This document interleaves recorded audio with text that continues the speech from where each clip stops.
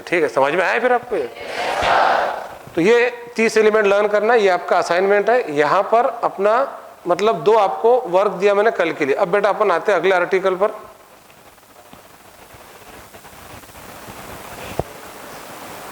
चलो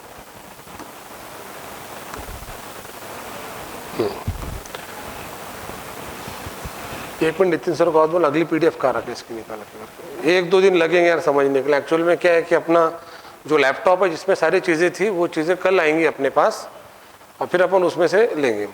अभी तो ये पीडीएफ के फॉर्म में दिया। तो 2 चीज़ें लर्न करना। अब देखो अपन अगले टॉपिक पर आ रहे हैं, मॉलिक्यूलर वेट पर। मॉलिक्यूलर वेट नितिन सर का है, हाँ पीडीएफ क्या बोला अगली इसकी, इसके आगे की पीडीएफ।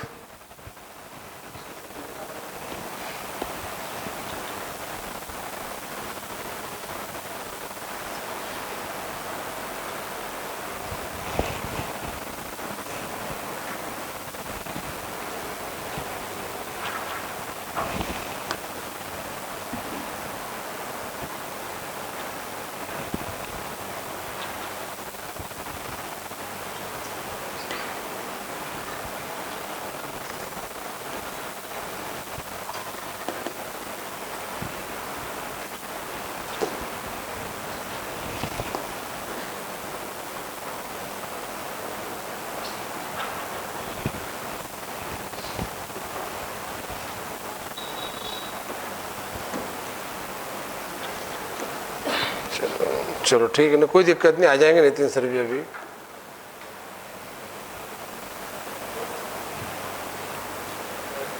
हाँ हाँ उसमें एक एक करके डेट वाइज।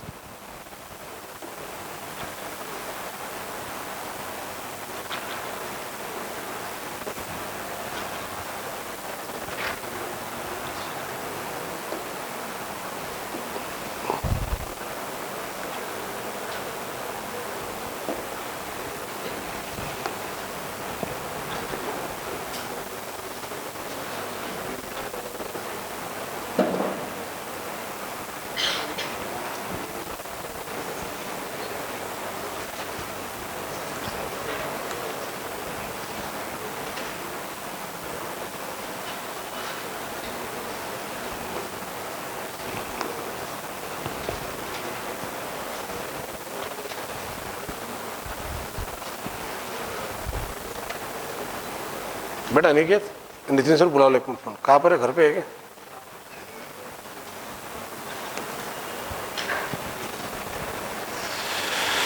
अठारह 4-19-4 चलो ठीक, फाइंडर में है क्या? हाँ चलो ठीक है, मिल गया भाई। हाँ चलो मिल गया। तो अब अपना अगला आर्टिकल आता है मॉलिक्यूलर वेट। ठीक है, मिलेगा, कोई दिक्कत नहीं। अब देखो ये अपन ने एटॉमिक वेट लर्न कर लिया। एटॉमिक वेट लर्न कर लिया मतलब मैंने मान लिया कि आपने लर्न कर लिया। इसको लर्न करना ही पड़ेगा। इसके बाद अगला आर्टिकल आता है, इसके अंदर बेटा मॉलिक्यूलर वेट आपको ये बेसिक से ले रहा हूं मैं, पहला लेक्चर करके आपका। एक भी आपको विद इन 8 डेज एकदम अपन वो लेवल पे जाएंगे मोल कंसेप्ट में जो आपने 1 महीना पिछले गए नहीं होंगे। तो आप यानी पहला लेक्चर है अपना बेसिक है। मेरा भी बहुत दिन के बाद का पहला लेक्चर है, 13 महीने के गैप से समझ में आता, बहुत ज़्यादा समय होता है। पर अगले 8 दिन के अंदर ये चैप्टर खत्म हो जाएगा विथ एमसीक्यूज। और इसकी जो लेवल रहेंगी ना वो लेवल अपने अकोले में कहीं पर नहीं होंगे आपकी, वो लेवल के क्वेश्चंस लेंगे अपन इसके अंदर। उसका बेस बहुत तगड़ा बनना चाहिए। अब देखो मॉलिक्यूलर वेट पर आ गया। अब जैसे ये H2SO4 को जो कंपाउंड है इसके बारे में कुछ बातें लिखी गई थी कि इसको किंग ऑफ केमिकल कहते हैं, पूछा जाता था पहले पेपर में। अब तो सिंपल क्वेश्चन हो गया। इसको ऑयल ऑफ विट्रियोल भी कहते हैं क्योंकि अलग अलग कलर्ड विट्रियोल इससे बनते हैं। जैसे आपने सुना होगा blue vitriol, green vitriol, white vitriol, ये सब इनऑर्गेनिक केमिस्ट्री के और आगे मिलेंगे आपको देखने के लिए। जैसे जो ब्लू विट्रियोल होता है वो कॉपर सल्फेट का होता है, जो ग्रीन विट्रियोल होता है वो आयरन सल्फेट का होता है, जो व्हाइट विट्रियोल होता है वो जिंक सल्फेट का होता है। उसके साथ में कंपोजिशन ऑफ वाटर भी होता है 5H2O, 5H2O, 7H2O। और ये पेपर में पूछा जाता है। सबसे ज़्यादा H2 होता है ग्रीन विट्रियोल में, FeSO4.7H2O।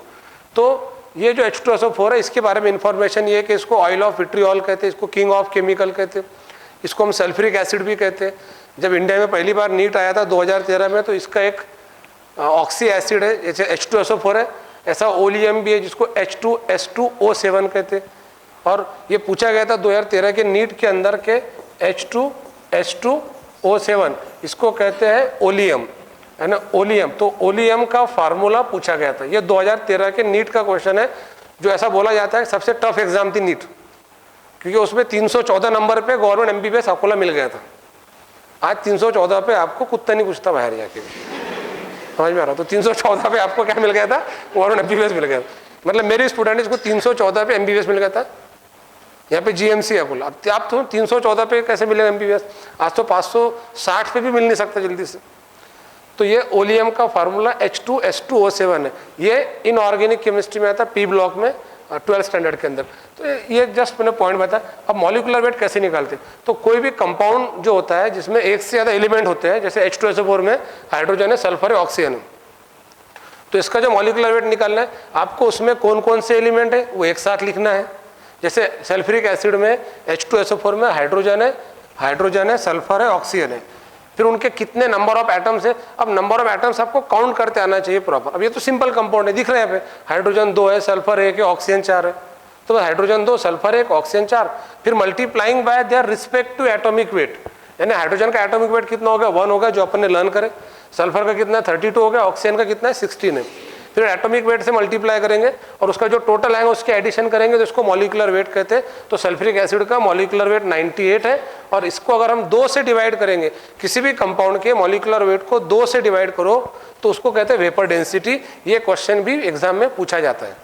अब जैसे मान लो एसिटिक एसिड है ना, आगे देखेंगे, पर मैं फार्मूला बता दे रहा हूँ, CH3 bond COOH, acetic acid. तो लास्ट में बैठे उनको दिखाई दे रहे हैं? सही में दिख रहा है ना? क्या हाउ को हाउ? नहीं, डरो मत कोई बात को लेके। अगर नहीं दिख रहा होगा तो थोड़ी जगह एडजस्ट कर लो, है ना? दिख रहा है ना? कोई दिक्कत नहीं, वेरी गुड, अच्छी बात है। तो एसिडिक एसिड जो है, अब इसमें कार्बन कितने, तो आपको ये सब इसमें कि पहली बात तो एलिमेंट कौन कौन से है, तो कार्बन है, हाइड्रोजन है, ऑक्सीजन है। फिर कार्बन 1 और 1 कितने हो गए? 2 हो गए। हाइड्रोजन 3 और 1 4 हो गए। ऑक्सीजन 1 और 1 कितने हो गए? 2 हो गए। तो carbon, hydrogen, oxygen, number of atoms कितने वो लिखना है, multiplying by their respective atomic weight, फिर उसका टोटल करना। ये बच्चों का काम है, ये आपको घर पे करना है। दीदी बेटा लिखो मत, मैं नोट दूंगा ना आपको पूरी पढ़ने, सिर्फ समझो। बहुत ही लेवल 1 का क्वेश्चन है, ठीक है? आप क्या इंपॉर्टेंट लिख रहे हैं क्या? नहीं, चलो। तो देखो बेटा क्या है कि ये जो है ना, ये सब नोट्स मिल जाएंगे आपको घर पे, जो बच्चे यहाँ पे बैच करें उन सबको नोट्स मिल जाएंगी। तो इसमें कार्बन, सिर्फ फोकस करो समझने के ऊपर।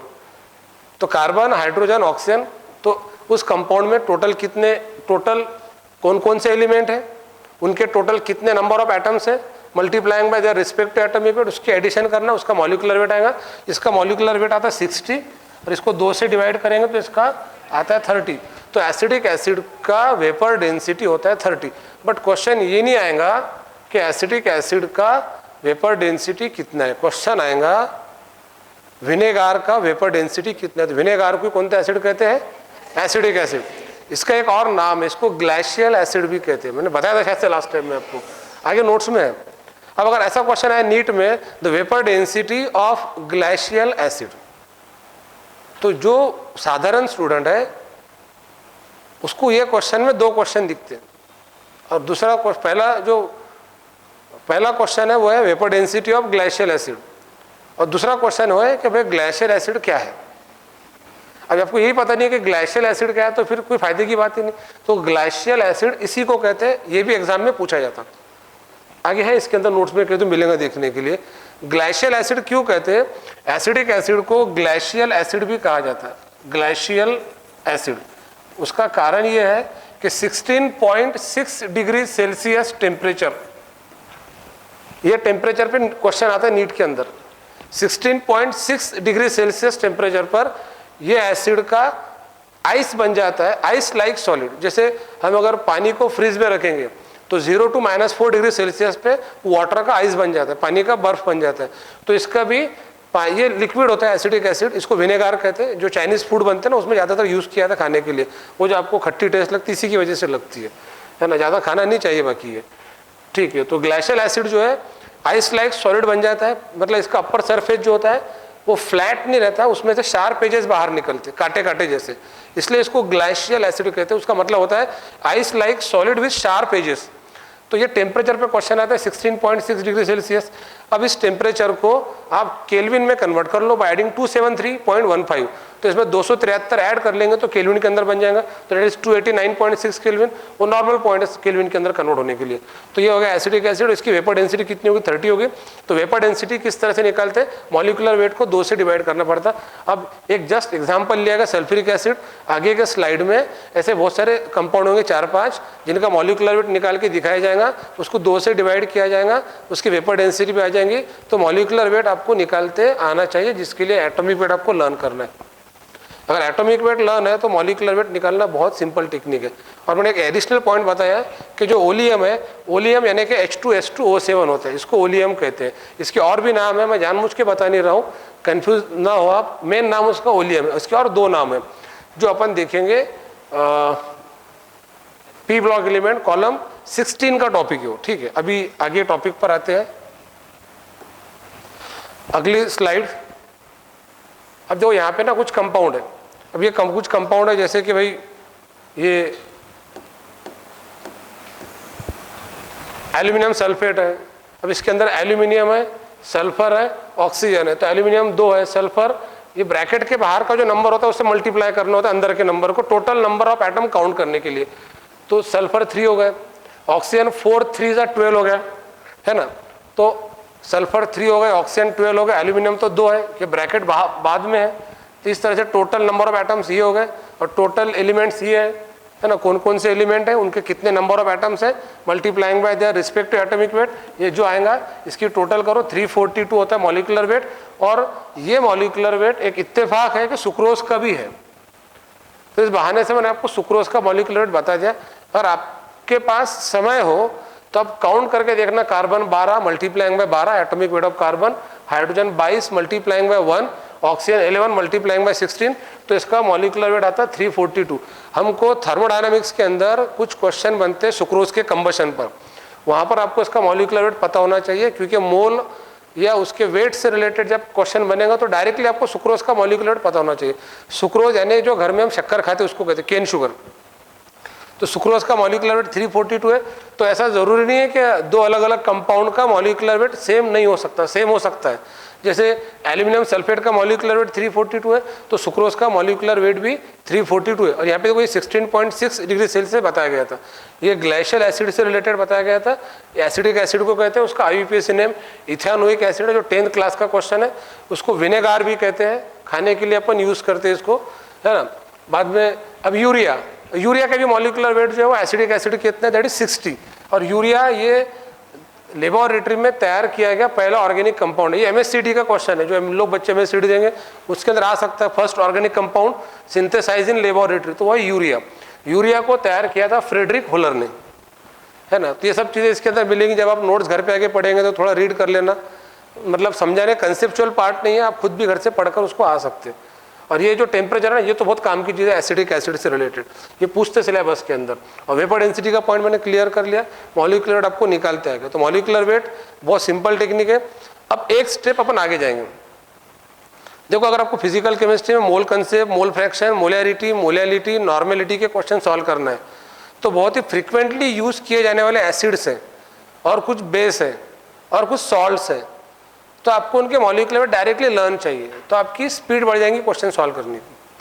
तो जैसे अपन ने एटॉमिक वेट लर्न करे, मतलब मैं मान के चलता कि आपने लर्न कर लिए, हालांकि अभी लर्न करे कि नहीं करे तो कल समझ में आएगा।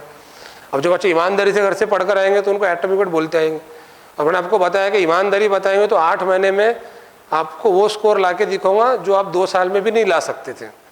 पर आपको ईमानदारी से कोऑपरेट करना है, मतलब मुझे चीट करने की कोशिश मत करना, क्योंकि अल्टीमेटली आप खुद को चीट कर रहे हैं और मुझे कोई फर्क नहीं पड़ेगा फिर उससे। जो वर्क दे रहा हूँ वो घर से करके आओ। अभी छोटा छोटा वर्क है, अगर ये आपने मिस कर दिया तो जब बड़ा वर्क शुरू होगा तो फिर मुश्किल जाएगा आपके लिए। तो इनिशियल लेवल पर ही ईमानदारी बरतना शुरू करो, आगे काम में आएगा। तो कुछ जो एसिड्स है, कुछ बेस है, जैसे 8 एसिड है, 5 बेस है, और ये 13 जो कंपाउंड है, इन पर बहुत हद तक के mole fraction, molarity, molality, normality के क्वेश्चन आते हैं। तो हमको मॉलिक्यूलर वेट वहाँ पे लर्न चाहिए। सुक्रोज का मॉलिक्यूलर वेट तो 342 लर्न कर लेना है। ये मॉलिक्यूलर वेट एल्यूमिनियम सल्फेट का भी है। तो अब इसके आगे अपन चलेंगे कुछ एसिड और बेस के मॉलिक्यूलर वेट पर, क्योंकि अपना अगला जो टॉपिक है वो है इक्विवेलेंट वेट।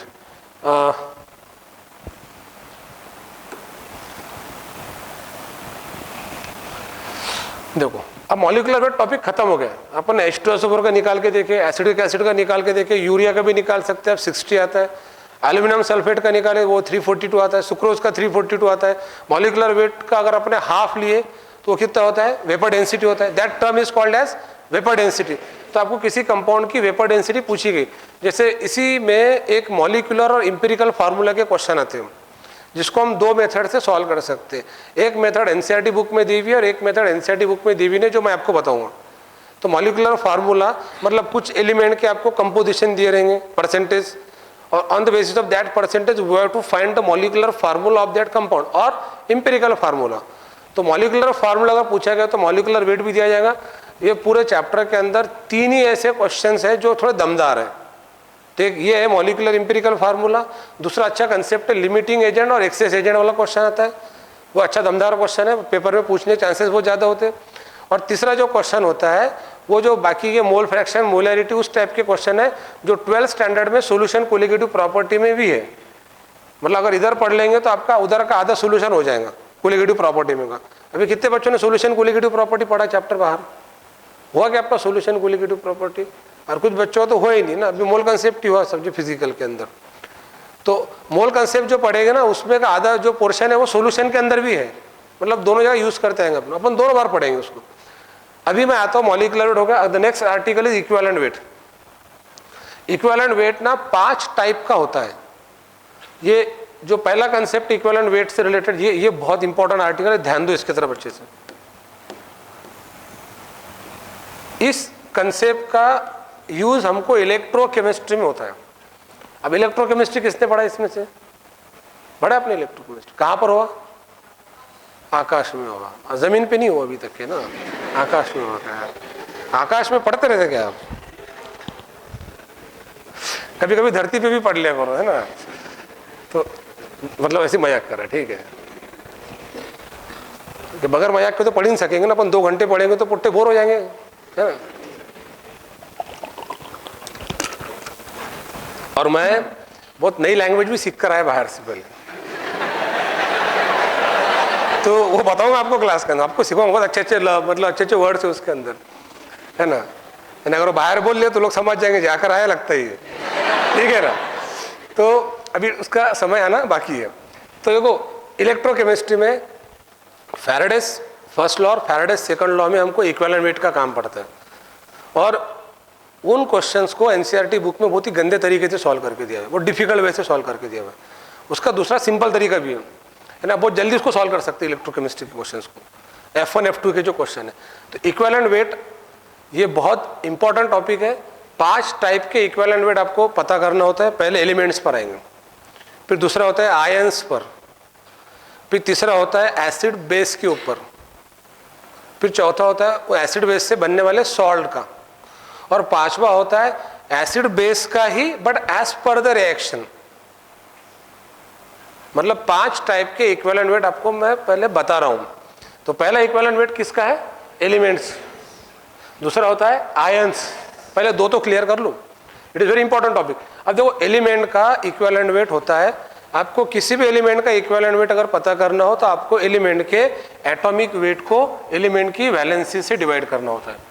तो ये फार्मूला थोड़ा सा मतलब आपको फार्मूले के लिए क्या अपनी जो रेगुलर तरीका होता है थोड़ा बोल बोल के पढ़ो। तो equivalent weight is equal to atomic weight upon, equivalent weight is equal to atomic weight upon. तो ये होता है equivalent weight is equal to atomic weight upon.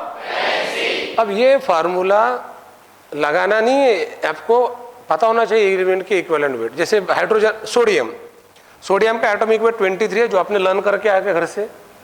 अरे बोलो ना यस सर, मैं मान के चल रहा लर्न कर लिया। 23 अपॉन 1 इज इक्वल टू 23।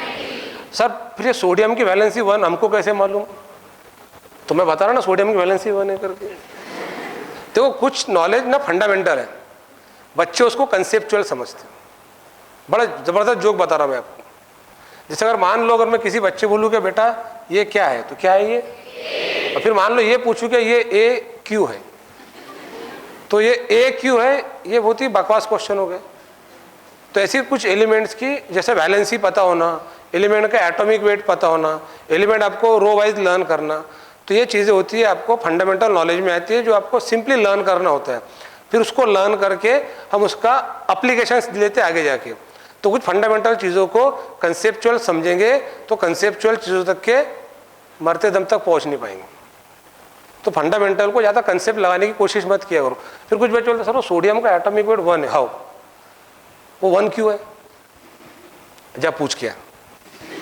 अरे तो वो कुछ मैग्नीशियम का एटॉमिक और कुछ चीज़ें ऐसे होती आगे पढ़ने में समझ में आ जाएंगी। थोड़ी देर के लिए सर एटॉमिक वेट सोडियम का 23 मैंने बताया था, अरे बताया ना पहले सोडियम को 20, वैलेंसी कितना 1 हो गया।